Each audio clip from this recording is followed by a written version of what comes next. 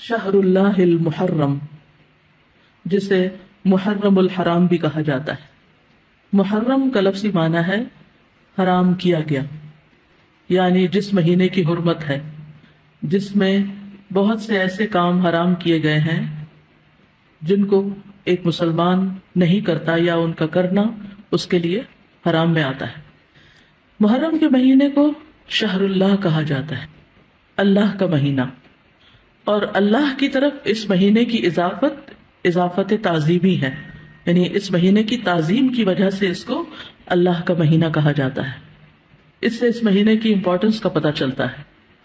صحیح مسلم کی روایت میں آتا ہے، ابو ہریرہ رضی اللہ عنہ سے روایت ہے کہ رسول اللہ صلی اللہ علیہ وسلم نے فرمایا، رمضان کے بعد سب سے افضل روزے اللہ کے مہینے محرم کے ہیں۔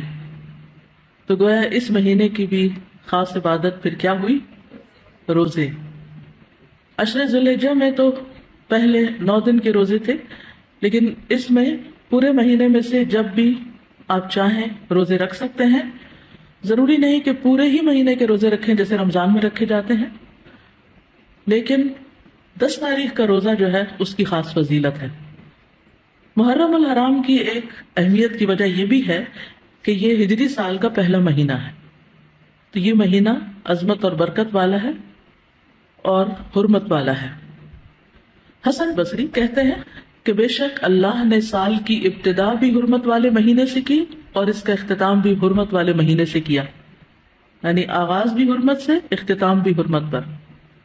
سال میں رمضان کے بعد اللہ کے ہاں محرم سے بڑھ کر عظمت والا کوئی مہینہ نہیں۔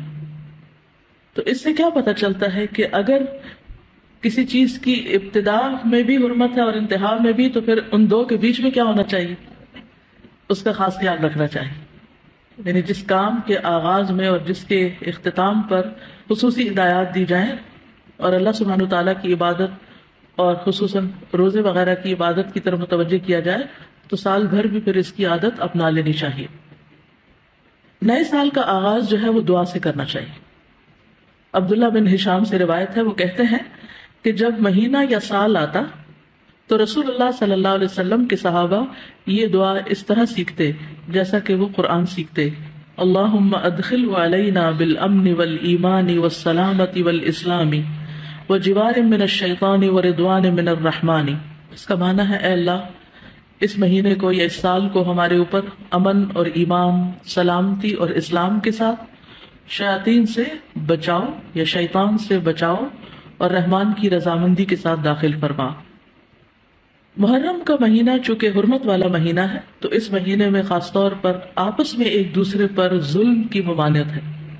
قرآن مجید میں آتا ہے، ان عدۃ الشہور عند اللہ 12 شہرا فی کتاب اللہ یوم خلق السماوات والارض منها 4 حرم ذلک الدین القیم فلا تظلموا فیہن انفسکم۔ بے شک مہینوں کی گنتی اللہ کے نزدیک اللہ کی کتاب میں 12 مہینے ہیں، جس دن سے اس نے آسمانوں اور زمین کو پیدا کیا، ان میں سے 4 حرمت والے ہیں، یہی سیدھا دین ہے، سو ان میں اپنی جانوں پر ظلم نہ کرو۔ تو میسج کیا ہے؟ فلا تظلموا فیہن انفسکم، اپنے آپ پر یعنی ایک دوسرے پر ظلم نہ کرو۔ تو کیا نہیں کرنا اس مہینے میں؟ ظلم نہیں کرنا۔ ظلم کی کون سی شکلیں ہوتی ہیں؟ ظلم ہوتا ہے کسی کو اس کے حق سے محروم کرنا، کسی کا حق چھیننا، کسی کا حق مارنا۔ اس کا یہ مطلب نہیں کہ باقی مہینوں میں ظلم کر سکتے ہیں، اس کا مطلب یہ ہے کہ دوسرے مہینوں کی بنسبت ان حرمت والے مہینوں میں ظلم بہت بڑا گناہ اور بوجھ ہے، اگرچہ ظلم ہر حال میں بہت بڑا گناہ ہے، مگر اللہ جس کام کے گناہ کو چاہے بڑھا دے، جیسا کہ اللہ جس کام کے اجر کو چاہے بڑھا دے، یعنی وہی نماز ہوتی ہے، وہی صدقہ خیرات ہوتا ہے، لیکن عشرہ ذی الحجہ میں کیا ہوتا ہے؟ اس کا اجر کئی گنا بڑھ جاتا ہے۔